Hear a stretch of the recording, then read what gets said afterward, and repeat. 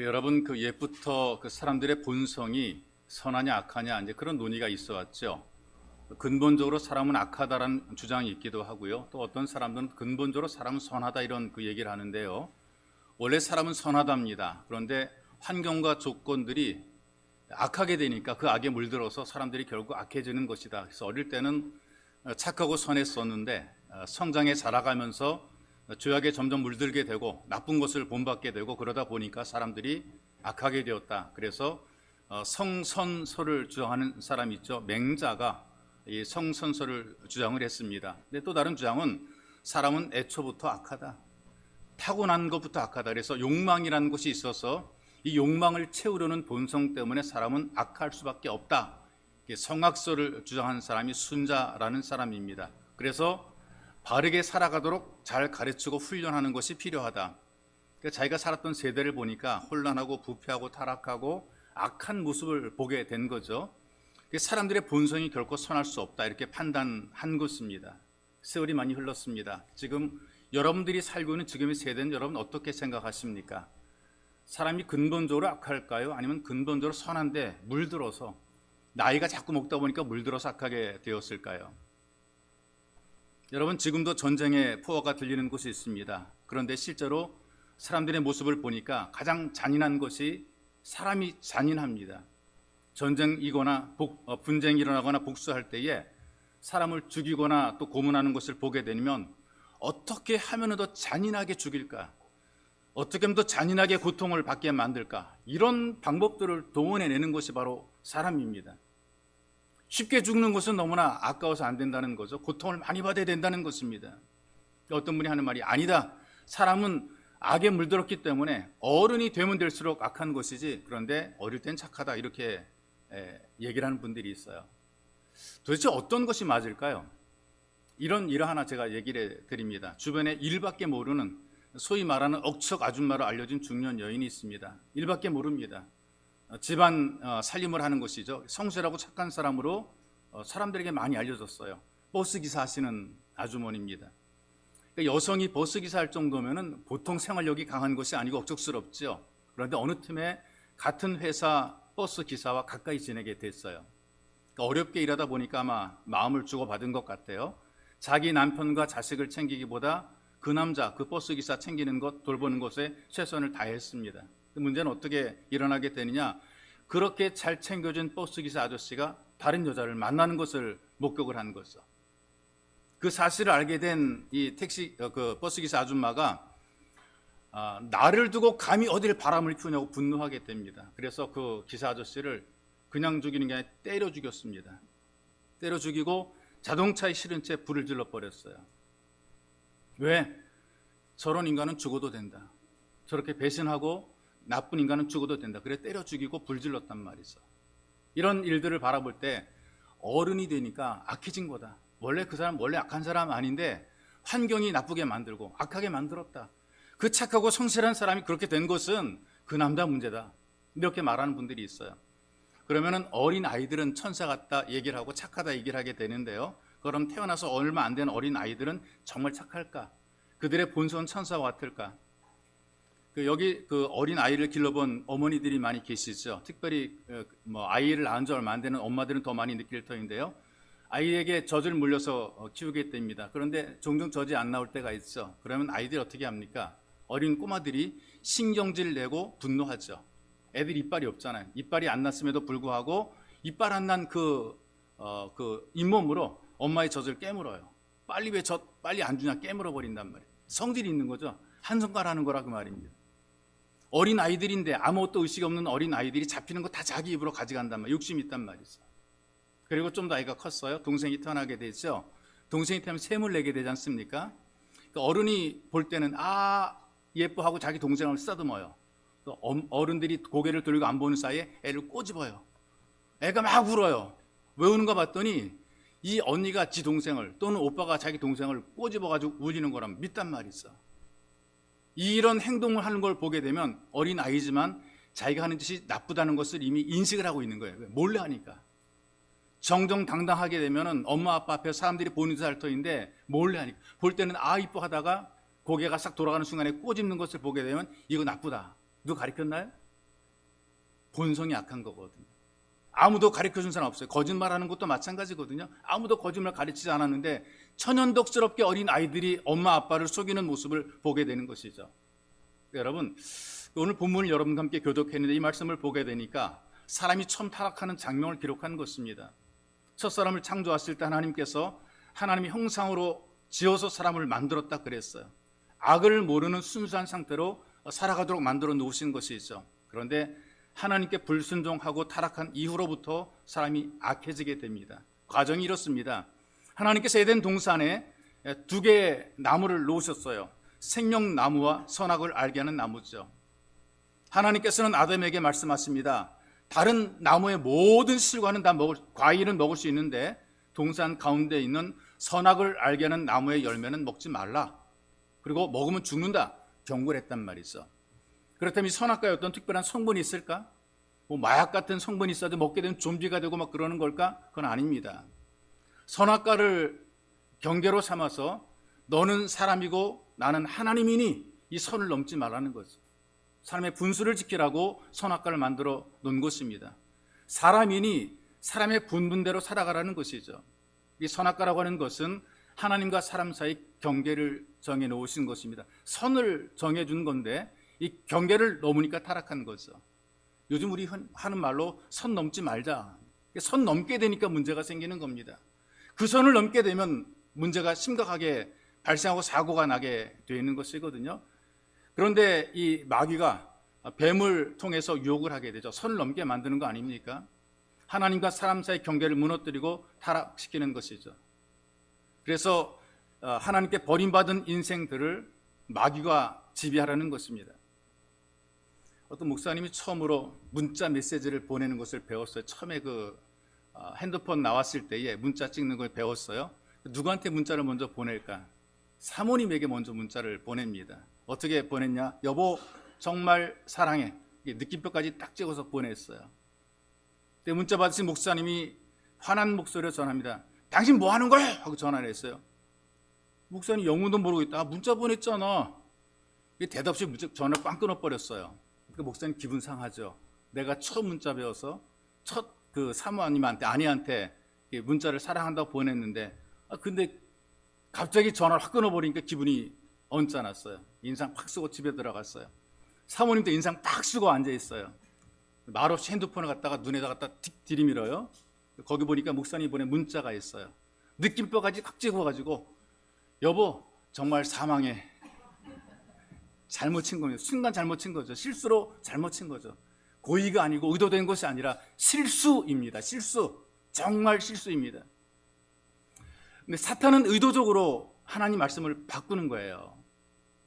창세기 2장 16절에 보니까 하나님께서 동산 나무의 각종 열매는 내가 임의로 네 마음대로 먹으라 이렇게 말씀하셨거든요. 여기 강조된 게 어떤 것이냐면은 에덴 동산에서의 자유입니다. 내 마음대로 먹어라. 먹어도 된다.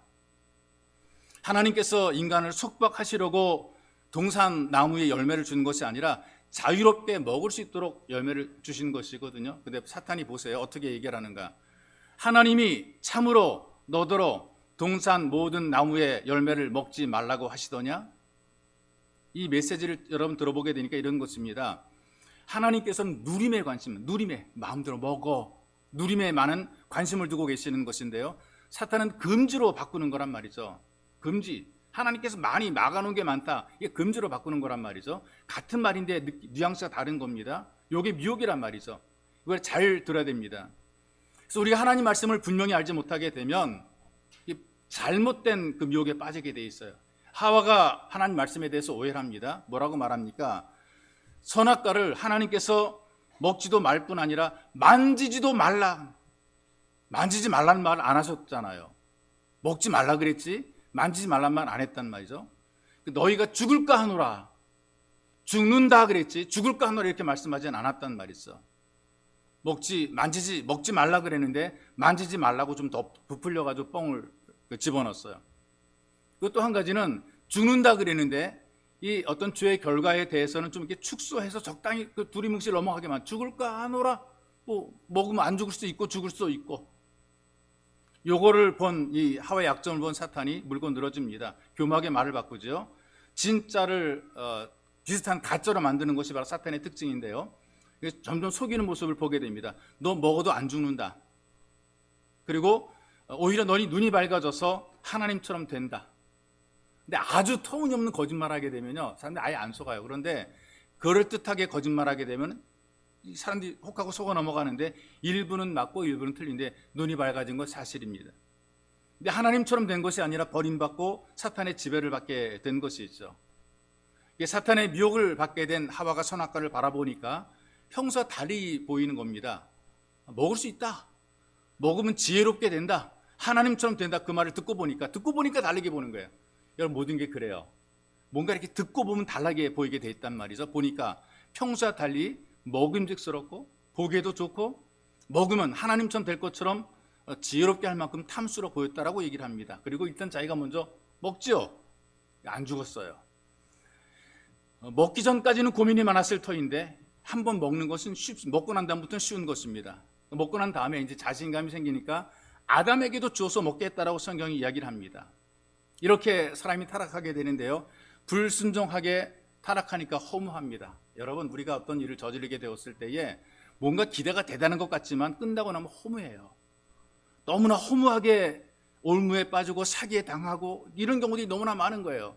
사기에 당한 사람 보니까 허무해요. 순식간에 넘어가네. 보이스피싱 순식간에 넘어가서 당하는 사람들 많아요. 허무한 거예요. 전해져 내려온 이야기에 의하게 되면 하와가 먼저 선악과를 먹은 다음에 그다음에 이제 아담에게 줘서 먹게 하는데 아담이 주저주저 하는 겁니다. 왜? 하나님 말씀 직접 들었거든요. 너 먹으면 죽는다 그랬거든요. 그러니까 이걸 갖다 받아서 먹지 못해 주저하게 되니까요, 하와가 답답하잖아요. 나 먹고 괜찮은데 이 아담이 안 먹고 있으니까 이거 먹어 빨리. 자기가 또 하나 먹은 거예요. 2개를 먹었어요. 자, 봐, 괜찮지? 아담이 먹기는 했는데요, 삼킬까 말까를 반복을 하다가 목에 걸려버리고 말았어요. 남자의 목이 툭 튀어났다 그래요. 근데 하와가 먹은 선악과 2개는 어디로 가는지 모르겠습니다. 근데 만약에 이런 얘기도 전해져 오더라고요.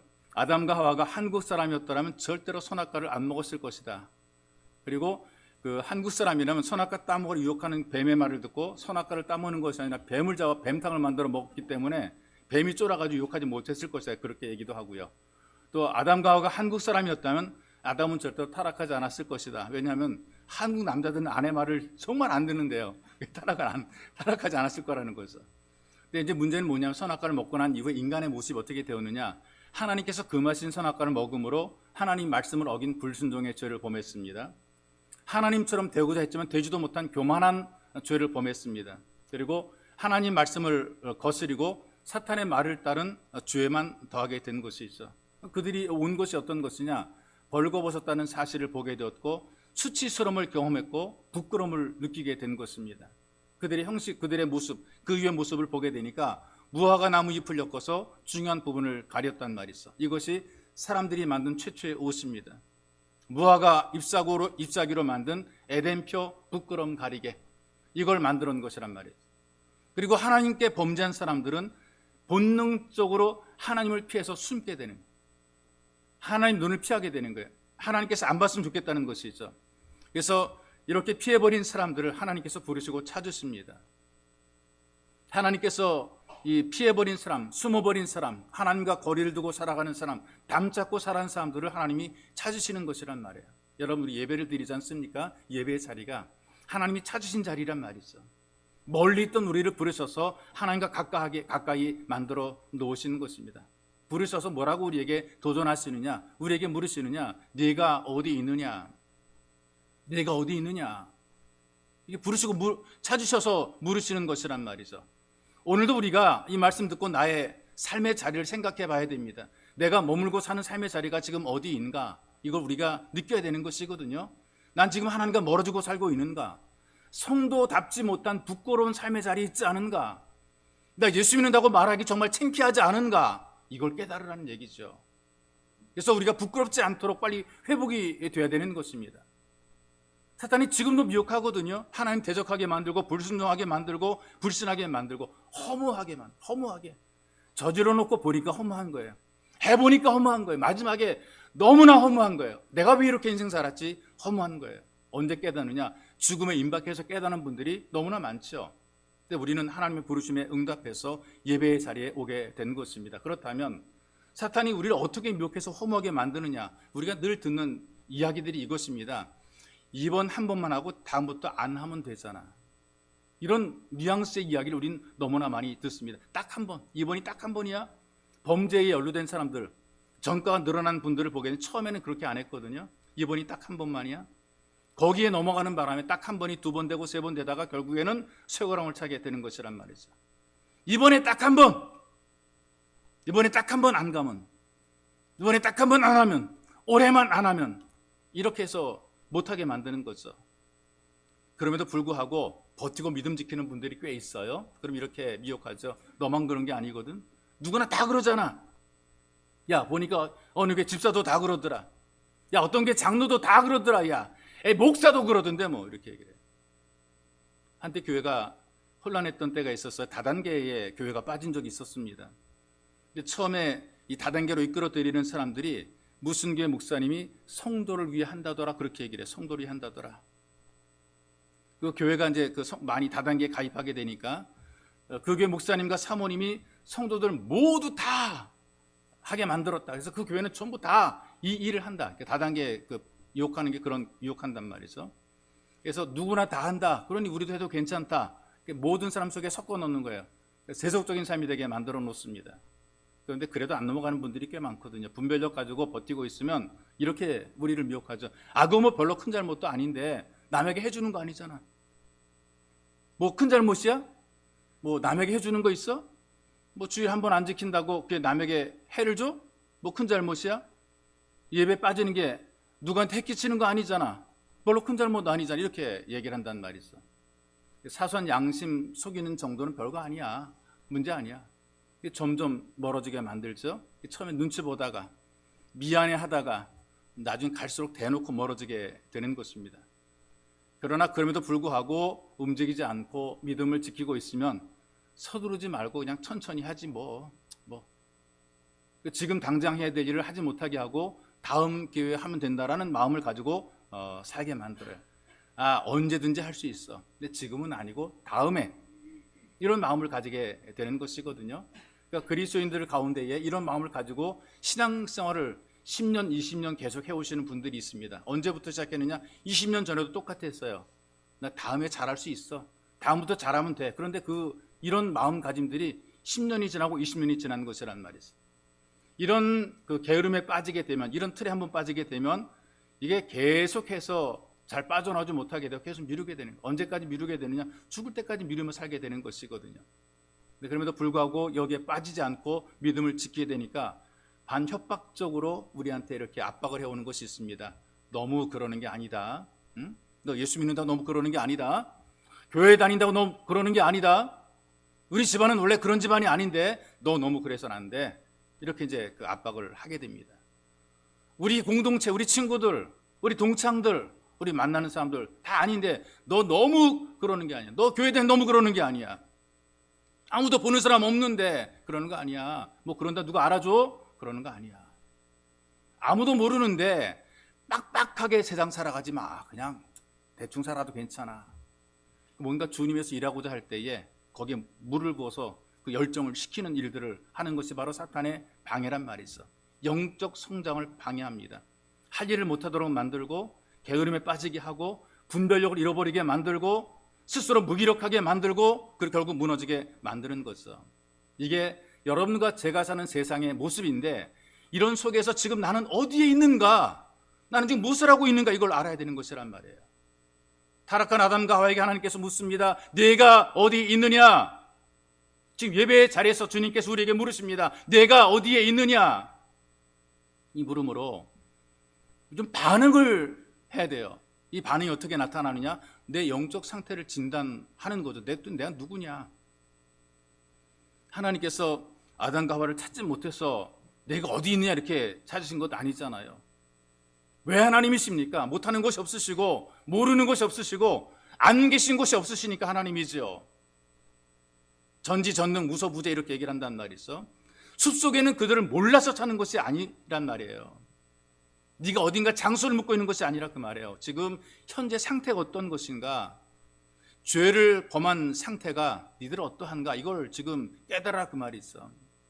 하나님이 사람을 만들 때에 비굴하게 만들지 않고 초라하게 만들지 않고 주눅들어 살게 만들지 않으셨거든요. 모든 피조물의 영장으로 당당하고 자유롭고 다스리고 관리하게 인간을 만들어 놓으신 것입니다. 그런데 초라해지게, 죄를 짓게 되면 초라해지게 되고 숨게 되고 부끄러워지게 되고 자신감이 없어지게 되고 위선이 많아지게 되고, 이렇게 사는 사람들에게 잘못을 고백하고 하나님께 나오기를 촉구하는 말씀이란 말이 있어.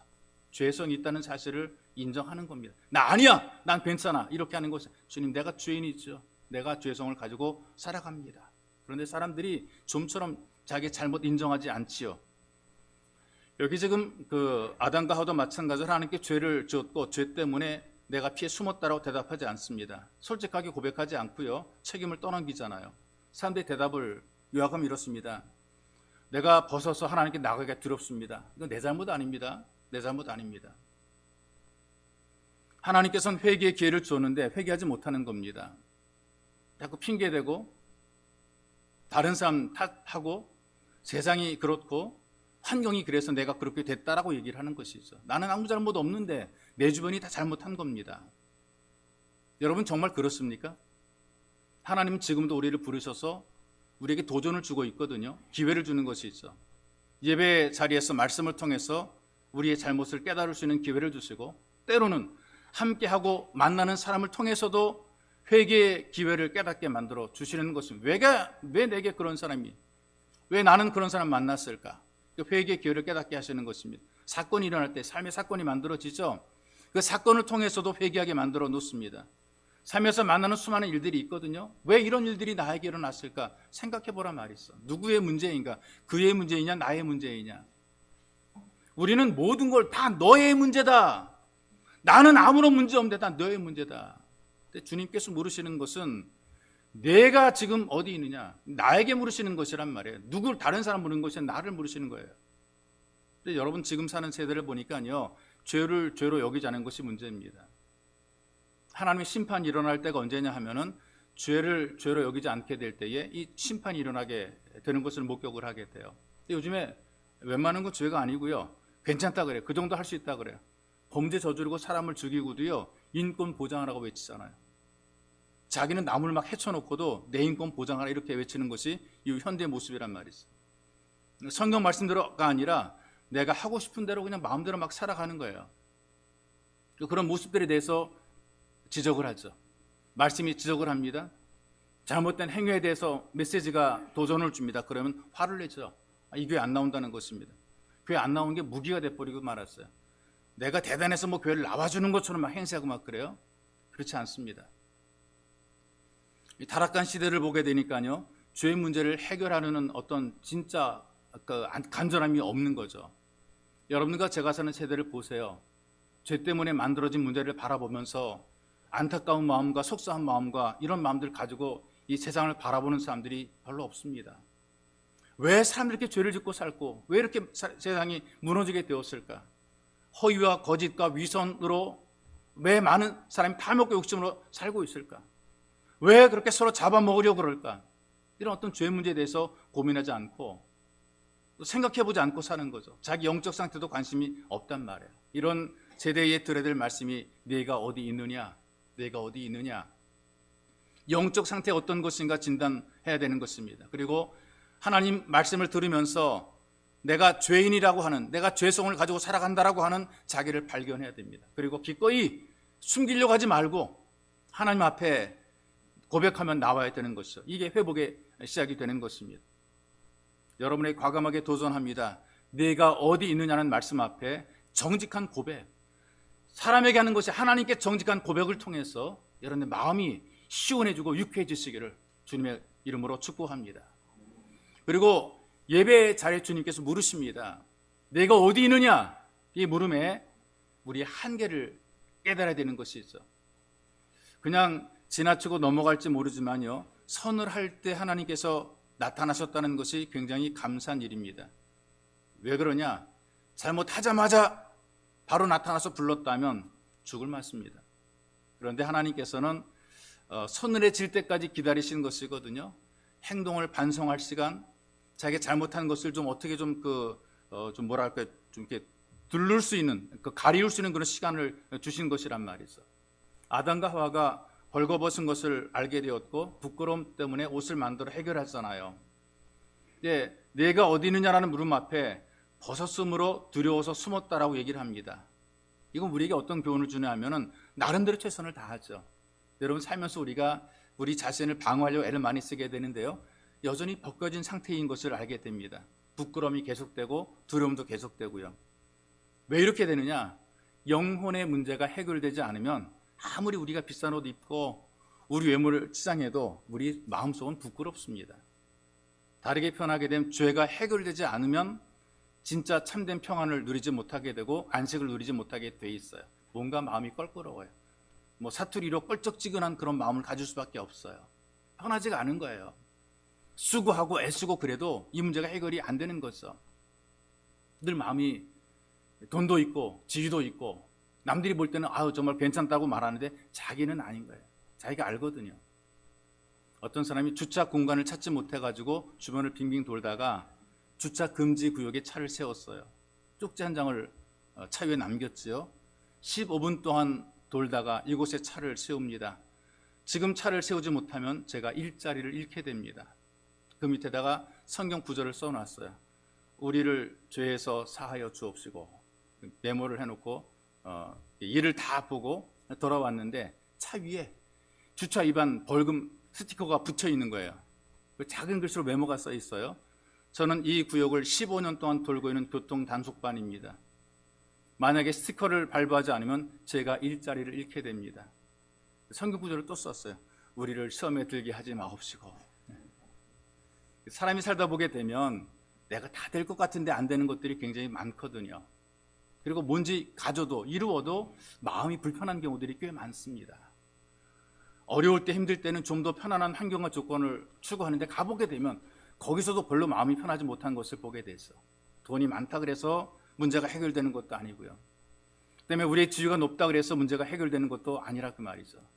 그래서 전 탐욕을 극복하고 믿음을 지켜낼 수 있다면 이 사람 굉장히 영성을 가진 사람이라고 생각이 됩니다. 우리는 뭔가를 내가 소유하고 높은 자리에 올라가게 되면 다 해결될 것처럼 생각이 돼서 과학기술이 인간의 문제를 해결할 것이라고 생각하는데 근본적으로 영혼의 문제는 해결되는 것이 아닙니다. 우리 마음속에 있는 이 소위 말하는 껄쩍지근함, 죄가 해결되지 않으면 이거 안 가려집니다. 숨을 수 없습니다. 피할 수 없습니다. 이 죄가 해결돼야 가능한 것이란 말이죠. 십자가에 못 박히신 예수님의 공로로 우리를 용서하신 그 은혜 없이는 해결되지 않는 것이란 말이에요. 예수님의 은혜가 우리에게 임하게 될 때에 우리 마음속에 진짜 유쾌함이 만들어지게 되는 것이거든요. 근데 우리를 용서하신 이 하나님의 용서를 믿지 않고서는 우리는 끊임없이 불안합니다. 마음이 괴로운 거죠. 두렵습니다. 내가 지은 죄로 인해 두렵습니다. 아무리 잘나도 사람은 사람이거든요. 내가 어디 있느냐 이 물음은 사람의 한계를 지적해 주는 말씀, 이 한계를 깨달으라는 말씀이란 말이 있어. 어떤 한계냐? 나 주님 없이는 할 수 없습니다. 은혜가 내게 임해야 가능하지, 하나님이 도우셔야 가능하지, 내가 아무리 돈으로도 권력으로도 지위로도 이거 내가 해결이 안 됩니다. 이 마음속에 있는 이 불안감, 이 두려움, 이게 해결이 안 됩니다. 주님께서 내게 용서를 선포하고 내가 하나님의 자녀가 되고 용서받은 확신과 믿음을 가지게 될 때에 비로소 유쾌하게 되는 날이 이르게 되는 것이죠. 우리가 주님의 은혜를 믿게 되니까 우리 속에서부터 유쾌함이 넘쳐나게 되는 것이고, 한계를 인정하게 될 때에, 이 깨닫게 될 때에 비로소 믿음이 회복이 되는 것입니다. 자, 여러분, 주의 말씀을 들으시면서 내가 어디 있느냐는 그 물음 앞에 우리의 연약한 한계를 깨닫고 믿음이 회복될 수 있기를 주님의 이름으로 축복합니다. 우리 주님이 우리에게 물으십니다. 내가 어디 있느냐? 이 물음은 관계 회복에 대한 말씀이거든요. 자, 우리 원래 이 사람이 태어난 것 자체가 하나님의 관계 속에서 영생하도록 인간의 존재가 창조된 것이란 말이에요. 영생이란 그 말의 의미는 단순해요. 죽음 이후에도 소멸이 안 된다, 그런 의미를 갖고 있거든요. 근데 우리들이 죽잖아요. 다 죽는단 말이죠. 죽음으로 끝나는 것인가? 그건 아니란 얘기죠. 사람은 죽으면 끝이지, 그러니까 막 살아가는 겁니다. 죽으면 끝인데 그러니까 막 죽기 싫어가지고 몸부림을 치고 막 살아가는 거란 말이에요. 아니면 막 함부로 막 사는 거죠. 어차피 죽으면 끝인데 간당하고 죽지, 이렇게 인생을 사는 거란 말이죠. 근데 성경 보니까 주님이 재림하시는 날 우리가 주님처럼 부활하게 될 것이고, 영원한 하나님 나라로 들어가서 영원토록 주님과 함께 거하게 된다. 끝이 없는 영혼에 대한 이 영생에 대한 이야기를 하시게 되는데, 성경을 보니까요, 영생의 또 다른 차원을 우리에게 말씀하시는데 이렇게 말씀하시는데, 예수님이 이렇게 말씀하셨어요. 요한복음 5장 24절에 보니까 내 말을 듣고 나 보내신 이를 믿는 자는 영생을 얻었고, 이렇게 표현하셨어요. 예수의 말씀을 듣고 하나님을 믿게 되면 영생을 얻었고, 이렇게 얘기를 합니다. 또 요한복음 6장 47절의 말씀 보니까 진실로 진실로 진짜로 진짜로 너에게 이르노니 믿는 자는 영생을 가졌나니, 그랬어요. 이 두 메시지의 공통점이 뭡니까? 우리가 믿는 순간에, 믿음을 가지는 그 순간에 영생을 이미 얻었고, 그리고 지금 믿는 사람들은 영생을 누리고 있다, 이걸 가르쳐주는 거죠. 죽어야만 천국이냐? 아닙니다. 내가 살아서도 천국입니다. 죽어야만 영생이냐? 아닙니다. 우리는 살아서도 영생의 존재가 되는 것이죠. 태어날 때에 받은 생명으로 살아있는 동안에 예수를 믿게 되니까 또 다른 생명을 더 받게 되는 거죠. 예수 믿는 사람에게는 두 가지 생명이 있어요. 누구나 받아 누리는 일반적인 생명, 하고 태어나서 이 땅에서 100년 동안 살아온 생명이 있는데, 예수 믿는 사람들만이 누리는 특별한 또 다른 생명이 있습니다. 이게 바로 영생이거든요. 성도들이 누리는 영생에 대해서 어떻게 설명하느냐? 요한복음 예수님이 직접 말씀하시더라고요. 영생이 뭐냐? 영생이 뭐냐? 유일하신 참 하나님과 보내신 자 예수 그리스도를 아는 것이라 그랬어요. 안다 그랬어요. 예수님과 예수를 보내신 하나님을 아는 것에 이렇게 표현하고 있단 말이죠. 영생을 안다라는 표현을 쓰고 있어요. 안다. 이 안다라는 말이 아주 굉장히 깊은 관계를 의미하는 것이란 말이죠. 성경에 보게 되니까 아담이 하와를 알았더라, 그 남자가 그 여자를 알았더라, 이제 그런 표현이 종종 있어요. 예전 특별히 그 이전 성경 버전에 보니까 그런 말씀들을 많이 기록하고 있어요. 아담이 하와를 알았더라, 그 말은 아담과 하와가 잠자리를 같이 했더라, 이 말이에요. 그 남자가 그 여자를 알았더라, 그 말은 그 남자가 그 여자랑 잠자리를 같이 했다, 그 말이거든요. 엄청나게 친밀함이죠. 한 이불을 덮고 자는 그런 관계가 되었다, 그 말입니다. 부부처럼 친밀한 관계가 되었을 때에 안다, 나는 너를 안다, 그 남자가 그 여자를 안다, 아담이 하와를 안다. 성경의 그 안다라는 표현은 그만큼 가깝고 친밀한 관계를 말할 때 사용하는 것이란 말이죠. 영생이라고 하는 것이 내 현실의 삶 속에서 하나님과 이렇게 친밀한 관계로 살아가는 것, 안다, 그만큼 가까운 관계로 살아가는 것을 얘기하는 것이란 말이죠. 하나님과 밀접한 관계를 누리는 것, 부모와 자녀같이, 가족같이 하나님과 친밀하게 지내는 것. 원래 사람이 만들어지게 될 때에 하나님께 이렇게 가깝게 친하게 지내도록 창조가 된 존재란 말이에요. 그런데 타락하고 난 다음에는 하늘에서 땅만큼 멀어지게 됐어요. 예수님 십자가의 죽으심으로 대속의 제물이 되어서 그 하늘과 땅을 이어 놓으신 것이 있어. 감히 숨어서 나올 수 없습니다. 막 파헤치게 되면 그 벌레, 땅속에 벌레들이 숨어 들어가는 것처럼 그렇게 죄 지은 사람들이 하나님 피했단 말이죠. 이런 관계가 기쁘게 감사하는 마음으로 예배자가 된 것입니다. 근데 전에는 멀리 있었지만 이제는 예수님께서 이루신 십자가의 공로로 하나님과 친밀하게 된 것이죠. 하나님께 지금도 세상을 향해서 내가 어디 있냐 찾으십니다. 여러분들은 지금 바로 여기 예배의 자리에서 하나님과 친밀한 관계로 회복이 되시기를 주님의 이름으로 축복합니다. 여러분, 기도할 때 우리가 들었던 말씀들이 기도의 제목과 함께 기도했으면 좋겠습니다. 내가 어디 있느냐는 하나님 말씀을 마음속에 새겨보십시다. 다 잊어버려도 이건 기억하십시오. 내가 어디 있느냐? 하나님 지금 내게 묻고 있습니다. 이 물음 앞에 나는 죄성을 가졌습니다. 나는 죄인입니다. 내 영적 상태가 참 사실은 솔직히 시원치 않습니다. 말씀을 잊어버리고 살았고 순종하지 못했고 여전히 내 힘으로 해보려고 살았습니다. 이런 나의 연약함과 부족함을 고백하는 이 고백의 시간이 되었으면 좋겠습니다. 또 주님 없이는, 하나님의 은혜가 없이는 내가 아무것도 할 수 없습니다. 이 한계를 깨닫는 이런 은혜가 있기를 우리가 기도하기 원합니다. 하나님, 해보니까 살아보니까 아무것도 안 됩니다. 그리고 나 주님 압니다. 이 관계가 회복이 되어 친밀한, 나 정말 주님과 가까이 더 친밀하게 주님과 함께 살겠습니다. 이게 영생인데 나 주님과 함께 이 땅에 살면서 주님과 함께 영원한 천국에도 함께하기 원합니다. 그래서 이런 형태로, 이런 마음, 이런 삶의 태도로 주님의 손에 붙잡혀 쓰임받게 도와주옵소서. 세상 속에 주님 나를 붙잡아 써주시옵소서. 내가 어디 있느냐라는 그 물음 앞에 주님 내 상태를 알고 한계를 알고 주님과 친밀함 유지하며 주님 앞에 붙잡혀 쓰임받는 복된 삶 살게 될 기도하기 원합니다. 함께 기도하겠습니다. 살아계신 아버지 고맙고 감사합니다. 은혜와 사랑 베푸셔서 귀 막고 살고 눈 감고 살던 우리들인데 하나님 불러주시고 은혜 베푸심으로 말미암아 하나님 은혜 속에 우리가 예배자가 되게 하시고 우리의 발걸음 인도하셔서 하나님께 불러주시니 고맙고 감사합니다. 듣지 못했던 말씀 내가 어디 있느냐는 부름, 이 물음을 듣게 만들어주시고 하나님의 물음 앞에 우리가 지금 여기 와서 주님 우리가 여기 있사오니 우리를 도와달라고 하는 간절함으로 주 앞에 있게 하시니 고맙습니다. 여전히 우리는 부족한데 불러주시니 여기에 우리의 듣고 예배의 자리 속에서 우리의 모습을 보게 됩니다. 여전히 죄성을 가지고 살아갑니다. 우리가 천사처럼 살지 못하고 여전히 인간의 욕심과 탐욕을 가지고 살아가나 그럼에도 불구하고 우리가 하나님의 부르심 받은 것 고맙고 감사하며 예배의 자리에 함께하게 하시니 고맙고 감사합니다. 주님 우리가 이 땅에 살면서 한계하게 만들어 주옵소서. 내 힘으로 살려고 했었지만 주님 은혜 없이 할 수 없고 주의 도우시 없이 할 수 없사오니 하나님 우리의 한계를 알게 만들어 주시옵소서.